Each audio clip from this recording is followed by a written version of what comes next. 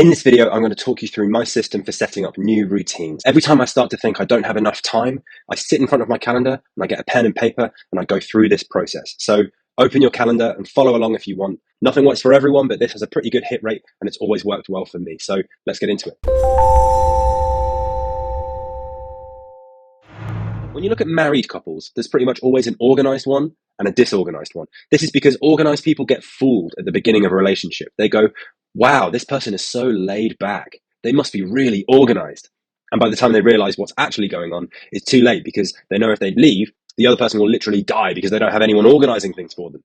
So I don't know if you're the organized one, probably not if you're watching this. I'm not an organized person naturally. I've had to make this work and this is what works for me. So if you're like me and you wouldn't describe yourself as an organized person, this is something you might want to try. So first, some high-level points, and we'll get into a more detailed step-by-step later. There are two main approaches we can take when we're looking at this kind of thing. I call these approaches elephant training and rider training. Your brain operates a bit like a rider on an elephant. This is an idea I've borrowed from psychologist Jonathan Haidt. Thoughts help you to know what to do next by giving you some direction and encouragement, but your thoughts are not the only thing controlling what you do. Other factors are at play. Your body's natural reflexes and your emotional state also heavily influence your actions. This is the elephant. Without thinking, it just operates on emotions and appetites, like a big dumb animal. No plans or hopes or excuses. It just does what it does. And while your thoughts, like an elephant rider, can steer the elephant with expectations and intentions and memories to make plans and judgments, if the elephant gets too scared or distracted or hungry or horny or tired and really wants to go in a different direction, the rider is virtually powerless to stop it. The problem with this is the rider, your thoughts, the rider likes to think they're in control. And when the elephant goes its own way, the rider makes up a story to make sense of what's going on. I must have gone this way on purpose, says the rider, and invents a believable excuse for the elephant's behavior. And to be fair to the rider, some of the excuses are based on the limited available facts, but lots of gaps in the story are filled with conjecture, assumptions, and guesswork. And this is how your thinking can develop biases, mistakes, and distortions. And this is why we sometimes end up doing things we don't really want to do, but we don't know why we can't convince ourselves to do otherwise. It's because there's a difference between elephant training and rider training. To train the rider, we use reason, information, inspiration, arguments, plans, statistics, strategies, and stories to fill in the gaps and make a convincing case so that the rider will choose to steer the elephant in the right direction. But even though the rider will tell you they're in charge, the elephant will have a different idea. So instead of trying to make good arguments to yourself or rely on motivation and inspiration to do things that make logical sense, it's better to focus on elephant training. Use methods that you would use with a big dumb animal that runs on emotions and appetites. We create physical boundaries and use instant punishments and rewards. With elephant training, there's no room for nuance and there's no room for trust. In the same way as you don't ask an elephant to stay put, you chain it to the wall. You need to be just as severe when training yourself. So when you're trying to make time for things, it's not enough to just have a plan or a reason to do it. You need to set physical constraints to keep the plan on track. So we're approaching this whole thing today, remembering that we're both training the rider and the elephant. So we will be putting things in place to account for both. We'll be using the clock and the calendar to carve out enough time. Ideally, you wouldn't need to rely on the clock and the calendar, and you would just naturally fall into the routine you need to get everything done in time. The Step Zero course teaches you how to set up routines to match the natural cycles of your body. This will help you to do things without having to force yourself. But this is just about getting enough time now without going into depth with the biological rhythms.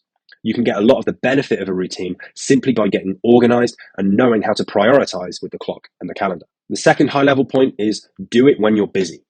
As a personal trainer, I hear people tell me that they're busy all the time. I've definitely said it myself. And we often will decide to put things off until sometime in the future where we won't feel so busy. Now, to be fair, sometimes this is true.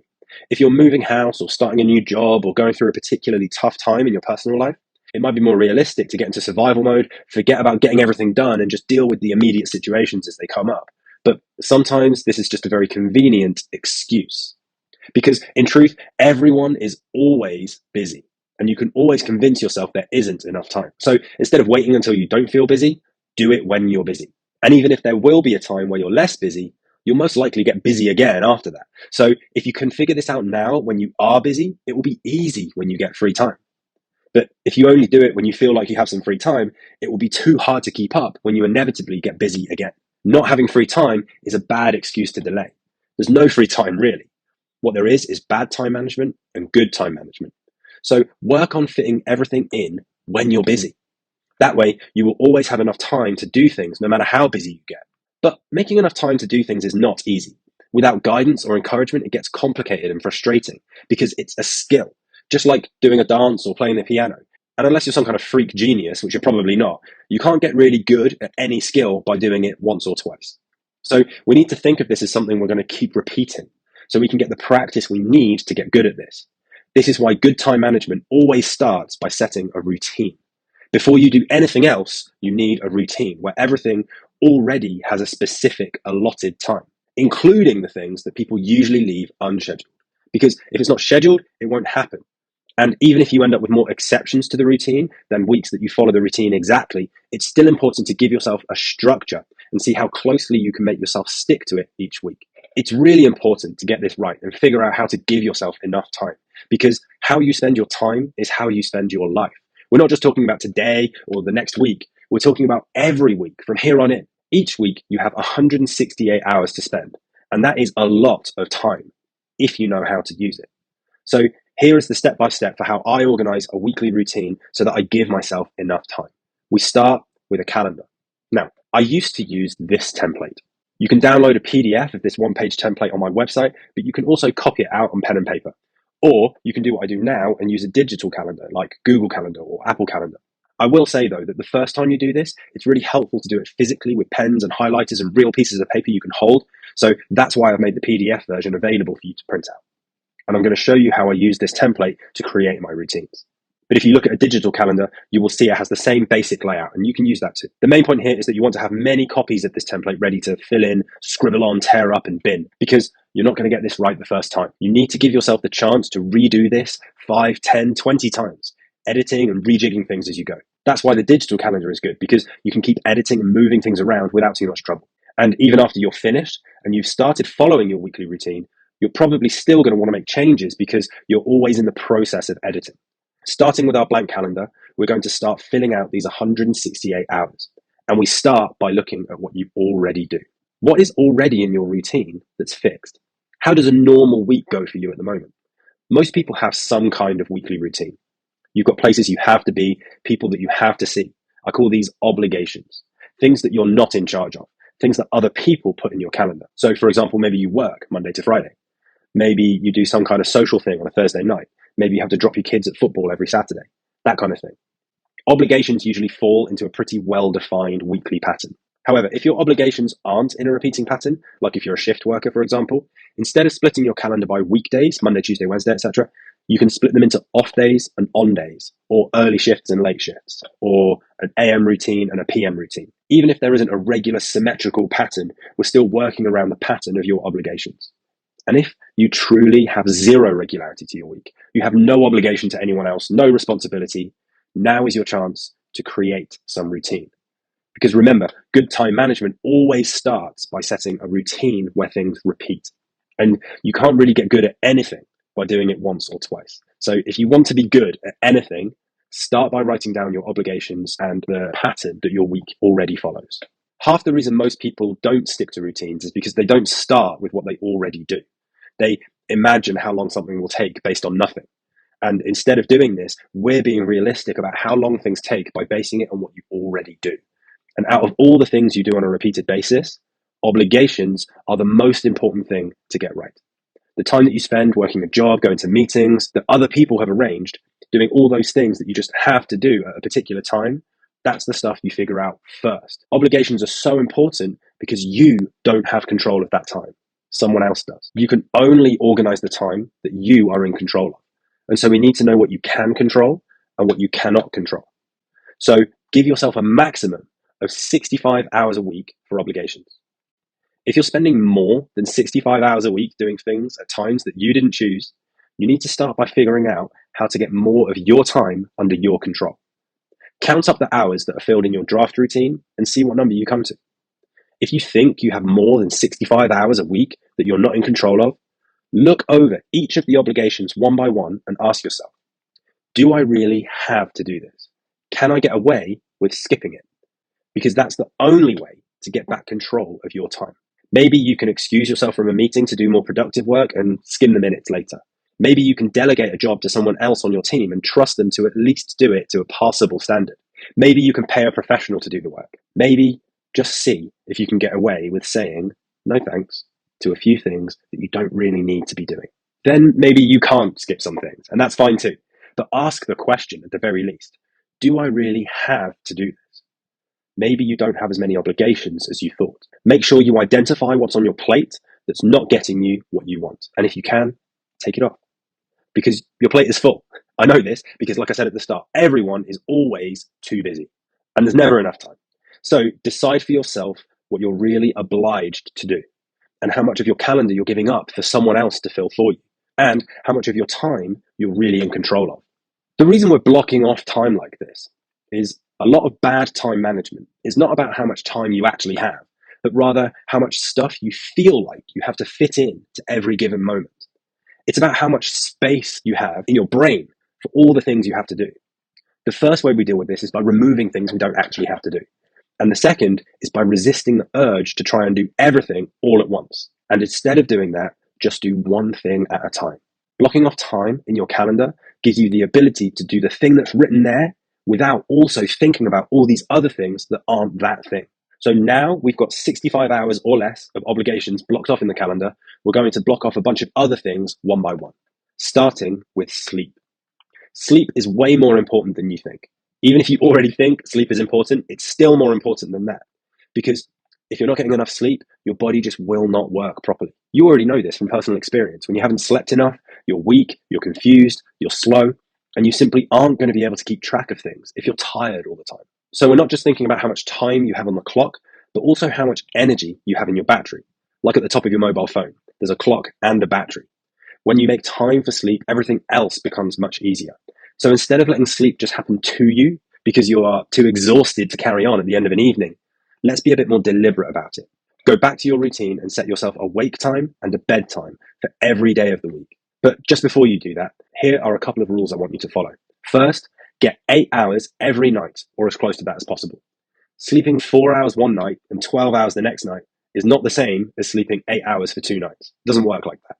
Spread your sleep out as evenly as you can across all 7 days. Secondly, make it the same time each day, or as close to that as possible.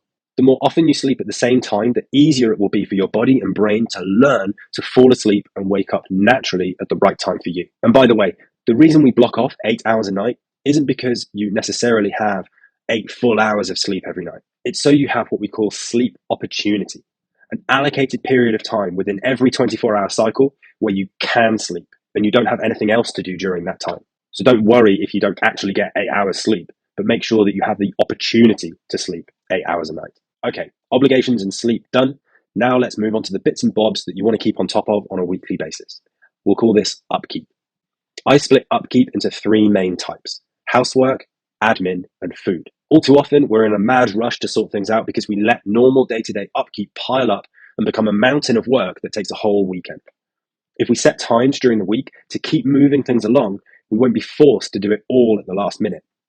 Upkeep should be done little and often, but it's the little and often things that usually never get done, unless you have it blocked off on your routine. 2 to 4 hours of housework, washing, cleaning, tidying, chores.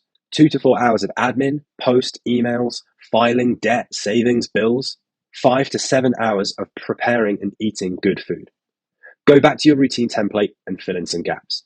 This is where it might start to get messy, and you might need that second or third copy of the template to scribble on and rejig things to help fit these time blocks in where they work best for you. But go through each of the 3 types of upkeep and stick it in where it fits. 30 minutes here, an hour there. Now the fun stuff. You need some downtime. Time to do just nothing. Or something if you want to do something. Whatever you want. Watch a show, scroll social media, write poetry, chat with your family, grab a coffee with a mate, go and see some live music, make a matchstick model of a pirate ship. It doesn't matter. Just do what you enjoy. Because you can't always be on. You can't always be producing. And you'll actually have a more productive week if you take a bit of time off to enjoy yourself. Give yourself at least 6 hours of leisure time a week. Enough to keep you relaxed, happy, and sane, but not so much that you become lazy, stagnant, and entitled. Try and get about half of your leisure time alone and half of your leisure time with others. Use your alone time to reflect and think about yourself for a bit and learn to be comfortable with a bit of quiet and calm. And use the time with others to think about someone else for a bit and learn to be comfortable with a bit of social interaction. You need to be able to enjoy both with no agenda. Nothing you're trying to get out of it, just purely for your leisure. If you spend too much time alone, you'll miss spending time with others. And if you spend too much time with others, you'll miss spending time alone. This ensures you get the balance right. Go back to your calendar and fill in some more gaps with a minimum of 6 hours of leisure time across the week. Finally, exercise.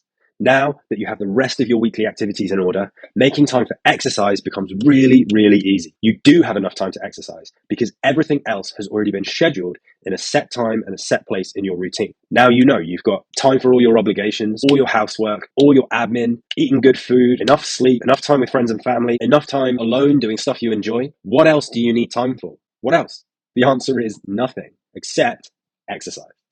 And exercise is important, way more important than you think. Even if you already think exercise is important, it's still more important than that because the body is built for physical work. When you don't do regular physical work, your body deteriorates faster and faster.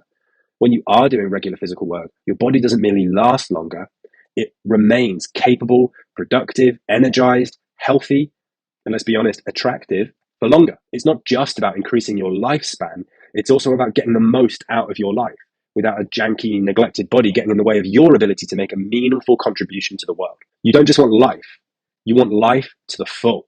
So if you don't exercise, you're seriously missing out on life. Exercising a lot doesn't mean you become a body image obsessed idiot. You exercise because you want your body and your health and your life to run at its best. So set a routine that means you just get it done, whether you feel like it or not, because it's worth it. Go back to your calendar and set between 5 and 21, yes, 21 hours of exercise spread across the week.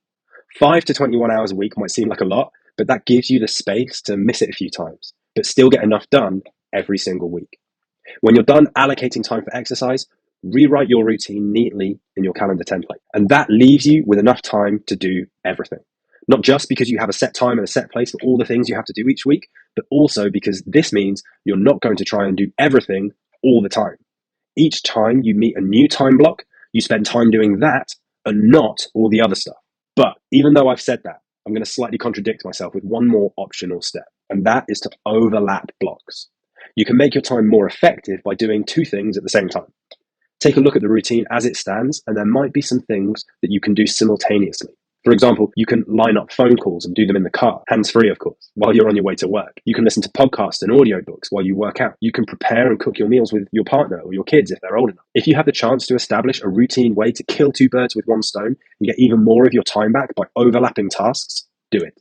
Okay, so now we have a plan. Things should already be pretty well laid out, but we can make things even easier to stick to by doing some elephant training on ourselves and setting some physical constraints. We want to treat every entry in your routine like it's an appointment you can't miss, like everything there is an obligation, because it is an obligation. It's an obligation to yourself. You make such an effort to do things other people decide to put in your calendar, so you need to apply at least the same amount of effort to the things you decided to put in. Here's something I found very helpful in keeping me on track with the routines I set for myself. Hard starts and hard finishes versus soft starts and soft finishes. A stage show starts at a certain time. If you turn up after the show has already begun, you've missed the beginning of the show and the show must go on. And when it's finished, it can't accidentally overrun because it's done. The show's over. A train departs at a particular time. So if you arrive late for the train, you'll miss it. The train has left the station. And once the train has got to where it terminates, you can't keep riding the train because the journey's over. You have reached your destination. These are examples of hard starts and hard finishes. Something has a definite beginning and end that cannot be altered because there is something concrete marking the boundary of that time block. On the other hand, we have soft starts and soft finishes. A workday may be 8 hours long, but in reality, you may not start work the second you arrive. You may have to catch up with colleagues first or check your emails. And then the end of the working day might be officially at 5 p.m., but there's often a few last minute things to do after you've technically clocked off. If you watch a film in a cinema, it might say it starts at 7 p.m., but we know there's a few minutes of adverts at the beginning, so people usually show up a few minutes after the start time. And even though the runtime is billed for 2.5 hours, after the film ends, the credits roll, and you might want to watch them just in case there's a bonus scene in the middle of the credits. With these soft starts and soft finishes, there's nothing forcing you to move on to the next thing because of this buffer time at each end. This in-betweeny buffer time is dangerous because it can expand into all the gaps and spill into other time blocks. The buffer time either side of soft starts and finishes is what makes people late for things. It's what makes you lose track of what you're doing and run out of time when you thought everything was planned. So with your routine, set things up so you have as many hard starts and hard finishes as possible. Here are my 5 tactics to turn soft starts and finishes into hard starts and finishes.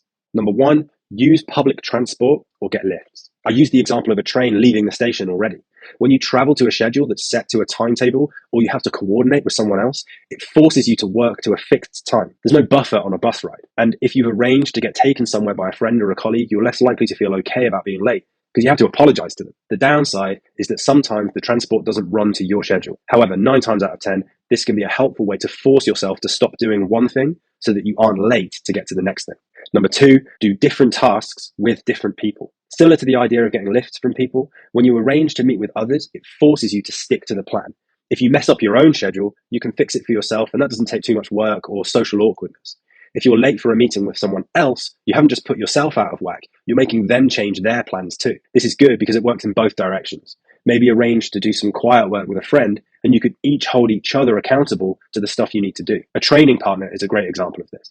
If you find it difficult to work out, arrange to meet someone at the gym and train at the same time. Number 3, switch off internet and use productivity apps. Your mobile phone is a distraction machine, and it's easy to lose time looking at social media apps or just switching between different notifications. Switching your phone to airplane mode or putting it on charge in a different room when you're doing things that don't require your phone is a great start. I charge my phone in a cupboard, so I can't even see it when I put it down in the evening. There are also lots of productivity apps and features on your phone and computer that can help you to stay on task. If you haven't yet made use of them, take a look at your devices for ways to block off certain applications at certain times. Number 4, only bring what you need. Different tasks require different tools. I work in a gym, so I often have my laptop with me when I'm meant to be working out. Unfortunately, this can sometimes lead to me doing laptop work when I'm meant to be in my exercise time block. If I didn't have my laptop with me in the gym, I wouldn't have the opportunity to do that, and it would be much easier for me to get on with my exercise. Find ways to only bring what you need to each task, so you don't get tempted to do something else. If I leave my laptop in the car when I drive to the gym, I can do my workout and go back to the car after the workout is done, and then bring my laptop in and do my work when it's time to work. And number 5, set alarms for everything. Devices these days give you the opportunity to set infinite alarms and give them labels. So set alarms you can't snooze. When it's time to move on to the next thing, a loud ping or ring coming out of your watch or smartphone will distract you from the thing you're in the middle of. If you're with other people, it's a great way to create a hard cutoff. You just say, oh, that's my alarm to remind me that I need to go. This way you can stay on track with the time blocks you have set for yourself. Alarms are especially helpful when you first start following a new routine, because it's easy to forget what you wrote down. This is an easy way to make sure you remember. So with all these tactics and physical boundaries in place, do your absolute best to follow the routine. But always remember this. No matter how well put together your routine is, it might still not quite work when you put it into practice. But if something isn't working, that doesn't mean you need to abandon the whole routine. Every 3 months or so, take some time to review and rewrite your routine, making tweaks here and there to get it working. Because things change over the course of the year, and sticking to the exact same routine through those changes is nearly impossible for most people. If you can manage to do it, tell me. I want to hear how you manage to stay so organized. You have 168 hours each week, a maximum of 65 hours of obligations, a minimum of 56 hours of sleep, about 15 hours of upkeep, about 6 hours of leisure, and up to 21 hours of exercise. Even after all of that, you still have another 5 hours of leeway each week to get stuck in traffic, lose track of time, and make other missteps with your timekeeping. 168 hours. That's enough time. Now you have a routine set properly, you know exactly how to use it.